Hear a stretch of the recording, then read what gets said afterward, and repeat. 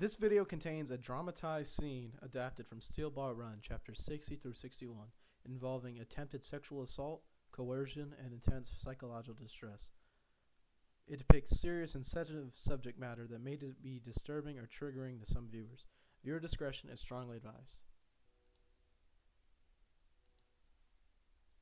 Chapter 60, Both Sides Now, Part 1. And here we are in one of the country's oldest cities, our former capital, where famous men like Benjamin Franklin and Thomas Jefferson resided. This brand new parkway was also the site of the 1876 Sentinel Exposition. And now, approaching us from the southern residential district are Gyro Zappelli, coming in at 6, and in 7th place is Johnny Joestar. But it looks like our two races are thoroughly exhausted themselves during this stage. Gyro Zappelli even has his eyes cast down towards the ground. They've finished roughly 45 minutes behind first place. This is especially disappointing considering that there were fan favorites in this stage's bet. We have nothing to work off of anymore. He took all of the corpse parts, the part of the spine, the lower half of all of it. We'll never be able to find the final part that should still be hidden somewhere, the remaining head. What should we do, Gyro? We don't have much time. What am I supposed to do now?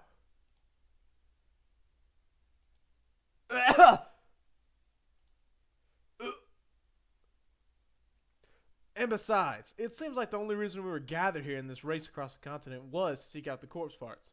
I'm sure the president won't hesitate to hunt us down. The only thing he has left to do is dispose of us. Listen, Johnny. I think just being able to finish this race in one piece is a damn good consolation prize. The president wasn't able to finish us off back there. He didn't even manage to wound you back in Gettysburg.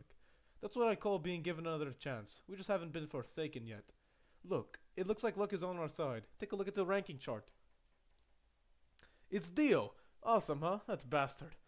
He just made a comeback. He was in first place. And that means he still has the left eye with him. Right, you think so too, yeah? This is an opportunity for a breakthrough. We still didn't really pay him for that shit with Sandman either. We're gonna ambush him and take his left eye by force. The ghost eye is still flashing. That was Lucy. No matter how I look at it, that was my beloved Lucy. But it couldn't have been the real Lucy.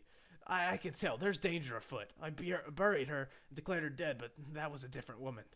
Then who is that really? Where's my Lucy now?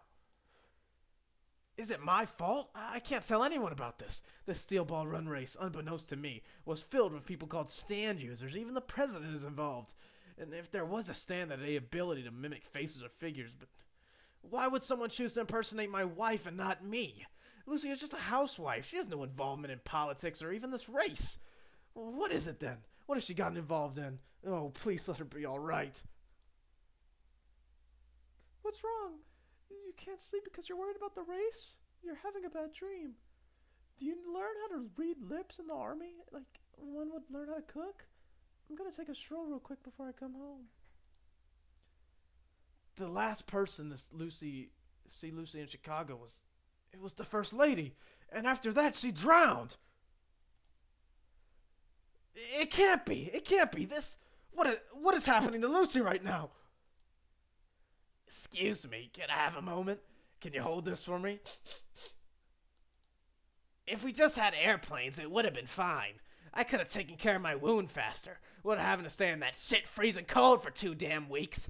Now I get these damn migraines and I drip snot and drool like all crazy all over the fucking time. Oh, excuse me, can you hold that ruler sideways? Yeah, I like that. I can't get a good grasp of distance, you know. Who are you? Do you want something?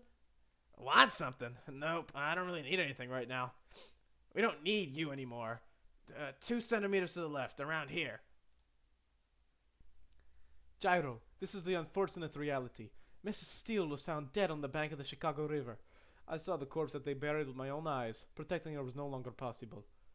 No, that was hot pants. That's his ability. There's got to be something else.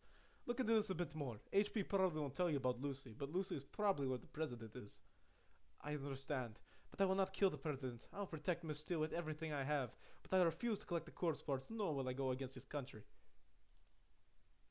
I made myself a servant of this country once. I cannot break my own rules. You're a complicated one, like a people. But please, Lucy probably looks like someone else at the moment, and Mr. Steele might have caught on by now. We don't have a lot of time. Find her and protect her. Mr. Steele? Mr. Steele? It can't be. What in the world? Ah, shit!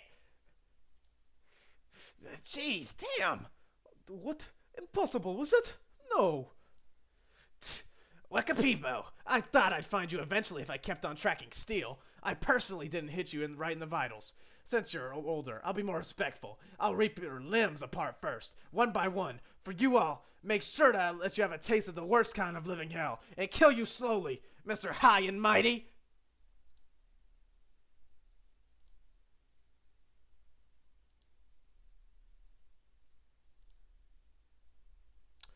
What is the meaning of this? It's Magenta! He survived in the frozen strait. I cannot kill Magenta until he deactivates his stand. But more importantly, what is he doing here? Why would underling trash like Magenta be here, striking Mr. Steele on his own? Could it be that he's looking for Lucy Steele? Back at the strait, he must have been listening to our conversation, and now he's here for the money and revenge. Mr. Steele! Mr. Steele, can you hear me? I am not your enemy. Your wound is not fatal. I cannot let you die here, so please try to hold on. You! What are you doing on top of Mr. Steele's carriage? Stop the carriage this instant. Any further and you'll be trespassing on maximum security government property. If you do not stop the carriage, we'll be authorized to shoot. If I keep going, I will reach the Philadelphia Independence Square. President Valentine is currently in that building. I must have chosen Magenta right here, right now. He knows Lucy Steele's identity. Lucy is the First Lady. Hey, you! Left side ataxia. It's been a while since I saw you last. Last time we did it, drink tea together, play music together, relax together, was in Chicago, I believe. The massive amount of work that I've been doing since the start of the race will soon be coming to an end. But you, something about you is different today. Your page flipping is expertly done today, much better than before. The timing of your flips was perfectly synchronized with my playing. Your instinct was completely spot on, very pleasant. If this hand that's touching me right now, if it slides any higher, and even if he is the president, if he tries to kiss me, I'll bite my tongue off and die. And if he finds out about my identity, I'll bite my tongue off too. I'm the same as usual. It must be because it's been a while. I enjoyed your playing very much, Sir President. You're being cute. Very cute. This is odd. The way you move, it's pleasant.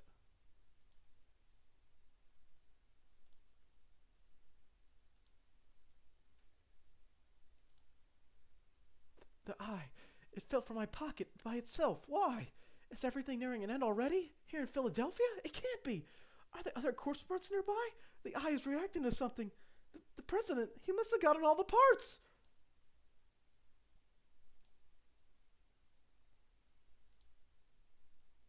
Chapter 61, Both Sides Now, Part 2.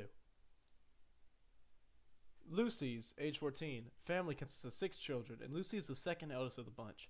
Her maiden name is Pendleton. Her father is of immigrant descent and owns a small farm in Oklahoma. After her mother's death when Lucy was just 12, a cloud of misfortune cast its shadow over the family. They discovered that the money they had borrowed in order to sustain their farm had been mafia money, and coupled with bad weather and emotional wounds from his wife's death, Lucy's father slowly spiraled into a mire of debt. The mafia's policy is never to take something from a family that has one possession. However, if the family is in possession of 2 or more things, the mafia will inevitably request one of those things. Will they take the land or the children? Lucy's father had to make a decision. If the mafia took their land, either way, the family would be scattered, but Lucy's father couldn't bear to give his eldest son away. And so, the only alternative was to send his eldest daughter, Lucy, to pay off his debt, because she was the only other child old enough to work as a servant. It was after Lucy's father had made his decision that someone visited the farm. The man's name was Stephen Steele. Steele told Lucy's father, "A few years ago, when I was in the deepest moments of despair, I was saved by your daughter's kind words and was able to stand on my own 2 feet again." He also explained that he wanted to repay his savior and repay the man who raised her. But Lucy's father, after ushering the other children aside, told him it was too late, that Lucy was no longer there. Thus, he informed Steele of the situation. Though Steele was quite surprised by the situation, he recovered quickly. "I beg of you, I would like to handle your debts and take care of them." Always being respectful, Steele made his polite proposition. It's impossible. This isn't just a matter of money anymore. The Mafia have made their own rules, and once they decide to take something, they will take it. I can't change anything anymore. I've already made my decision about my daughter. Steele, after a few moments of consideration, quietly replied that the most important thing was Lucy's father's determination as a parent to save Lucy from this predicament. He explained that he knew a thing or two about how the Mafia operated, and so there was still time. All Lucy's father had to tell them that she was damaged goods. That Steele had already lawfully married her, and after that he would handle the rest of the dealings with them. What did you say, you bastard? Are you trying to insult my family? Listen, open your eyes. What they want is her virginity. If you leave her like this, she'll be forced to live like a prostitute or even worse. Once she sees that kind of hell, she won't even live to be 25. I've always lived thinking of only myself. Those are unhappy times. And it was your daughter who saved me from that unhappy life. I want to help your daughter. To repair is imperative to me. Please let me, Stephen Steele, look after your daughter for you. You pervert! How the hell do you expect me to believe something like this? Yes, no one will believe me, but everyone will believe you if you say that your daughter is damaged. The Mafia even so more. Oh. And in this way, Lucy was saved by Stephen Steele, and she became Lucy Steele. And one day, Lucy told Stephen, I don't know why, but I remember very clearly that one time that I first met you when I was young. You looked so miserable, but you had an innocent strength about you, as if you could pull a train with that strength, even with your skinny arms. That's why I talk to you. I don't mind, so if you'd like, only if you like though, please make me your real life one day. Listen, Lucy, you don't have to think about things like that, so never say something like that ever again. This is what I told your father, but I did all this for myself. The one who really saved you was your father, and his determination as a parent to protect you. Don't forget that. I won't lay a finger on you. Not now, not ever. Don't worry. You should go to school, and one day you'll fall in love. And when you leave our house, you can do so anytime. But please, spare me the trouble of your future boyfriend being a Mafia member. The two weren't lovers, nor were they parent and child. But neither were they merely friends or student and mentor. They'd form an odd sense of trust between themselves. Stephen had a lot of love for Lucy, and Lucy deeply respected Stephen's fantastical yet stubborn determination, and Stephen was able to show his weaknesses only in front of Lucy. Lucy came to love those qualities about the aging Stephen, and once the steel ball run race started, she also began to worry deeply about him as if she was his mother. Did you hear that, Gyro? He hasn't laid a finger on her. Can you believe that?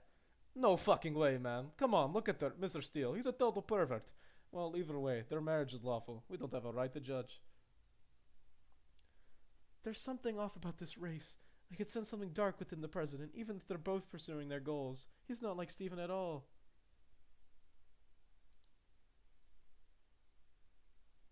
What is that sound? What are you looking at, Scarlet? Did something just fall on the floor? He's going to find it.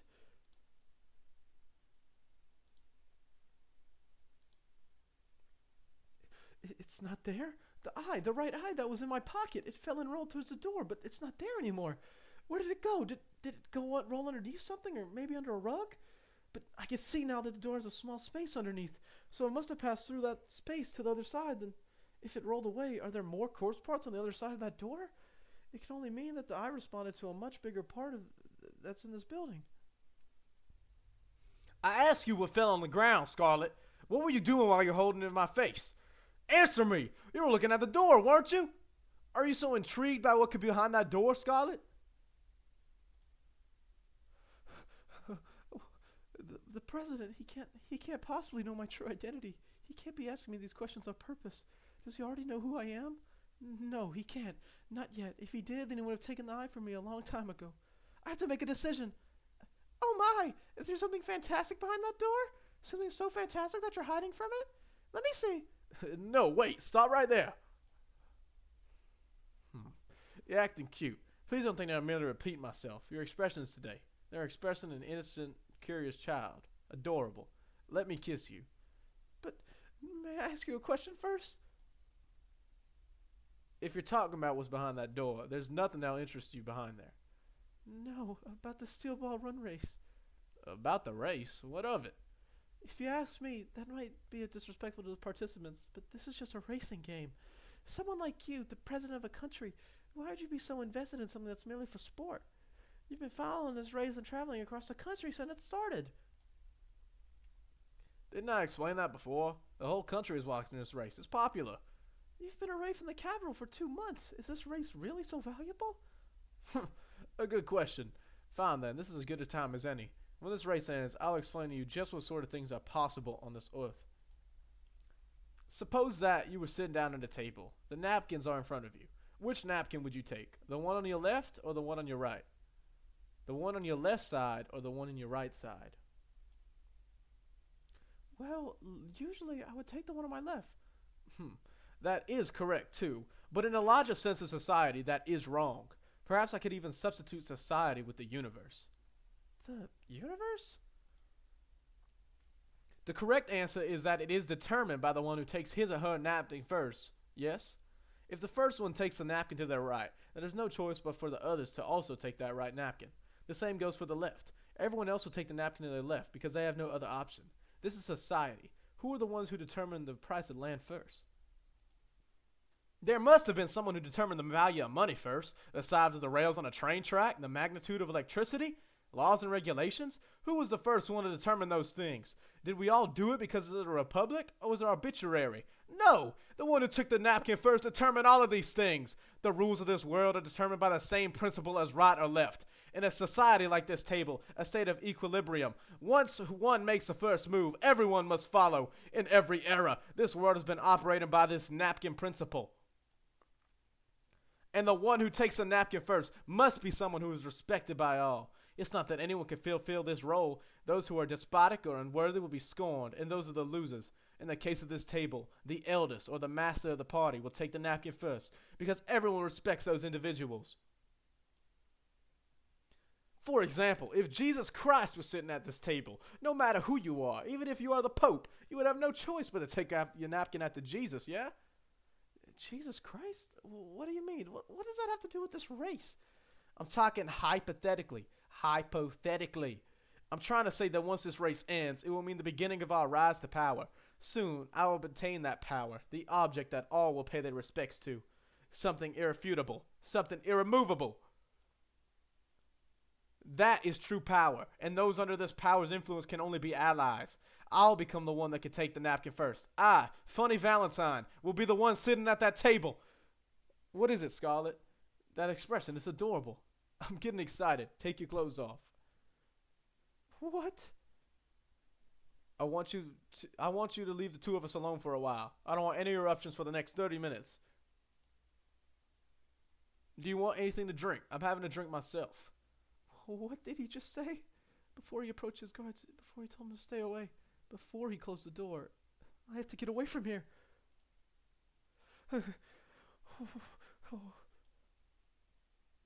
Does he know about my identity? No, he can't have found out. He told me to take my clothes off. It can't be. Doesn't it excite you to be doing this on top of a table where we invite guests, Scarlet? In the year 1776, the Declaration of Independence was created in this very building, perhaps in this very room. Does it excite you? This table has been here for at least 100 years. This is a privilege that only the First Lady would have. These wounds, usually they twinge, sting. These old scars that I got from being tortured during my days as a soldier. For some odd reason, though, they've just stopped hurting. If I run away now, he'll find out my identity. But I have to get away. I have to get out of this room. It must be because my body is yearning to create another life. Once I gain my true power, I will be in need of offspring. A power only thrives once it's been passed on. Do you want me to berate you the way you prefer it? Take off your clothes, Scarlet. Oh, adorable. Simply adorable. I can't do this. I'm at my limit. It was stupid of me to think I could have done anything about the corpse. From the very beginning, I was powerless. I'm at my limit. I thought so. My suspicions are confirmed. So the traitor was you all along. You look like my real wife, but your real identity. That would bring up the question of where my real wife is. However, that is no longer my concern. For some reason, the two of us had never been blessed with a child, and right now I've taken a great liking to you. How should I say this? How should I describe this? In any case, I'm infatuated you. You infatuate me. Are you trying to bite your tongue off? I won't let you do that. All I want you to do is bear my child. I'll have you be the replacement for my wife. No! No! Somebody! No! That's the skin. Your steals. Oh! Oh! What? Oh, you. Wait, you're Lucy Steele. What is your motive? Why would Steele his wife?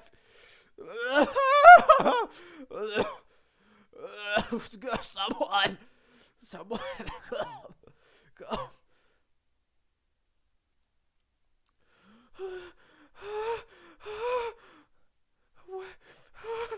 Oh.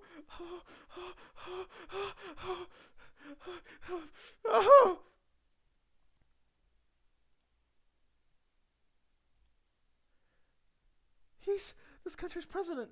As I thought, the president is a stand user and the devil. Chapter 62. Dirty Deeds Done Dirt Cheap. Oh, it's no use. It's all my fault.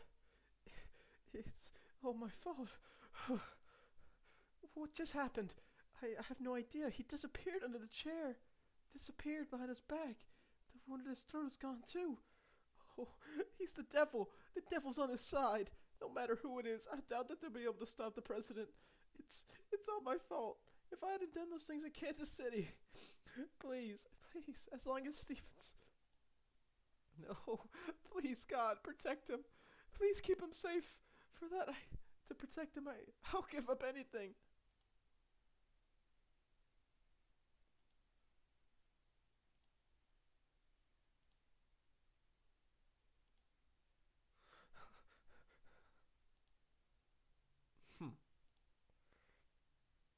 So it was Steele's young wife who'd be impersonating Scarlett. But now I'm even more intrigued. Even more so. I won't let it get away. I have to escape. I have to escape. I have to get out of this building somehow and get back to Stephen. A window? Oh no! The right eye that fell out of my pocket a while back. It definitely rolled underneath the door into this room. Where did it go? Where is it? It should have been drawn to the other corpse parts in this building and rolled into this room. If only I could find it. It should show me an escape route. He came back. It's all over. He's found me. Lucy Steele. I do not know why you've come here and what happened to my real wife. I'll inquire about those things later, though I don't much care. What was that Hot Pants Stan's doing? If I remember correctly, you do not have a stand ability. Yes, of course you don't. The meat spray. Now I understand. You came here under Hot Pants orders. Listen, what I was trying to say is not for you to open the door. I'll now proceed to break this door down by force, but do not attempt to commit suicide in front of me. If you die, I will kill your husband first, and then your father. This is a promise. If you have siblings, I will kill them as well. I'll eliminate their entire existence. Is that fine? I'm coming in, Lucy. If you don't try anything, I will not do anything. Everyone will be happy. Oh, a fireplace. This is a fireplace. I can see a light, a chimney, but oh, there's no way I could climb this. It's such a small space, and I have to climb up.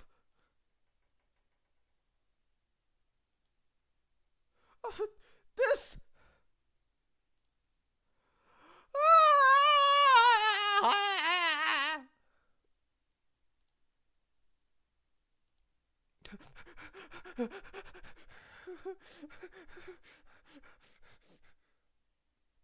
Did you see it? Did you see him in the fireplace? I hid him in the chimney, his corpse. You knew about him and therefore decided to infiltrate this building to obtain the corpse. The rest of it is somewhere else. All I must do is find the head. As I promised, no matter what your motives were, if you don't do anything drastic, I will not do anything either. Of course, excluding what's almost occurred on top of that table. Now, I understand why I found you to be so cute, and now I found myself even more infatuated with you. I've taken a liking to you. Oh yes, I remember. Before I take those remaining clothes off of you, I'd like to see the right eye back in my possession. You should have it. Where is it? Give it to me. Where have you hidden the eye that Gyro gave you? Is there someone else in that chimney? Someone talked to me. They talked to me in that chimney. What are you talking about? I was covered in light and it talked. The light talked. He said that I would bear it. Not by you, President. It told me that this was inevitable. Lucy Steele, I'm talking about the eye. Where have you hidden it? Give me the eye right now. I was surrounded by light in that chimney. Where is it? Give it to me.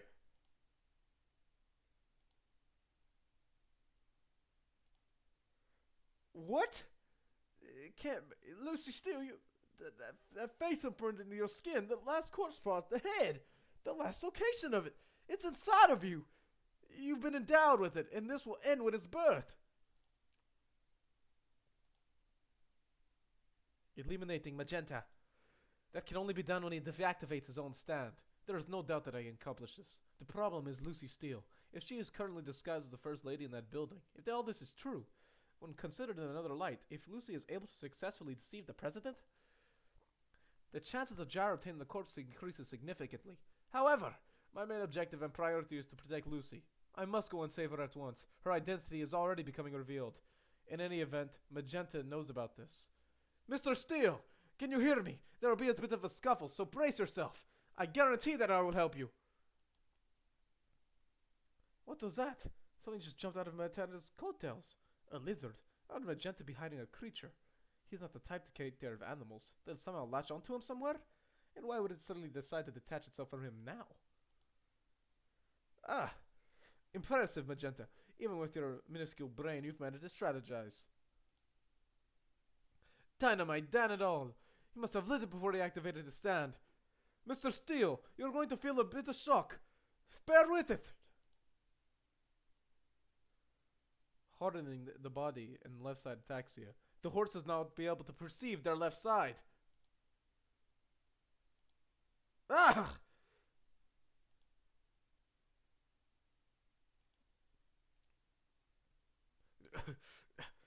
Mr. Wekapeepo, from the first time we met, you've looked down on me like an idiot.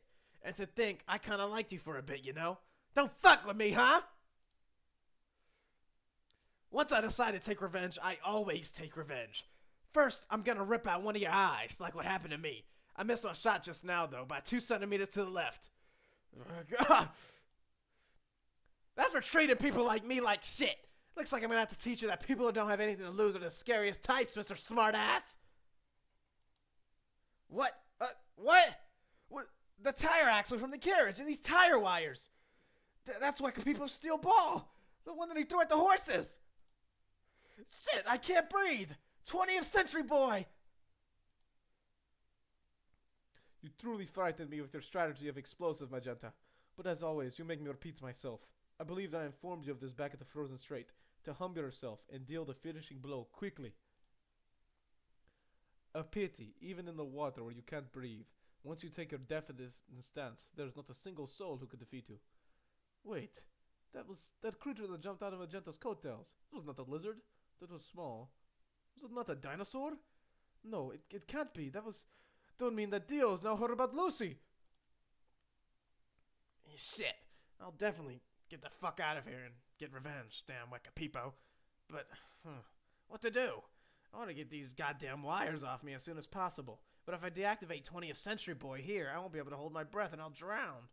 But if I don't deactivate my ability, I can't get these wires off. Shit. What should I do? I know he'll come help me. Back at the Frozen Strait, he just happened to pass by and saved me. I was saved because he and I are bound together by some sort of fate. And I'm the only one who knows that the First Lady's real identity is Lucy Steele. Wekapeepo doesn't know about it either. If I tell him about it, Dio will definitely like me if I told him. Dio was the one who told me to investigate Steele in the first place, so he must be worried about me right now. I wish Dio will come help me soon. He'll come soon. I want to see him. I'll wait a little longer.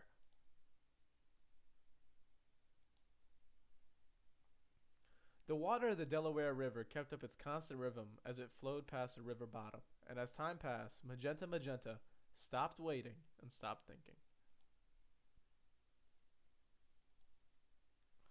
Chapter 63, 7 Days in a Week.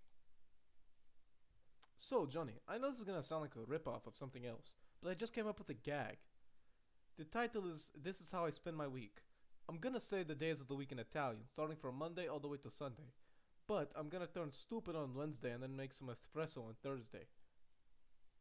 On Friday, I'll mix in the sugar, and on Saturday, I'll drink it. Sunday is a day of rest. Alright, here I go. Lunedì, Monday, Lunedi. Martiri, Tuesday, Martedi. What was it again? I forgot. What was it? What was it? What was it again? I completely forgot. Dominica, Sunday. Very good. Awesome. It was totally cool. It seemed like a really happy week. Like, you started to lose track of time. Right? Once we finish writing it down, we'll head on our own way.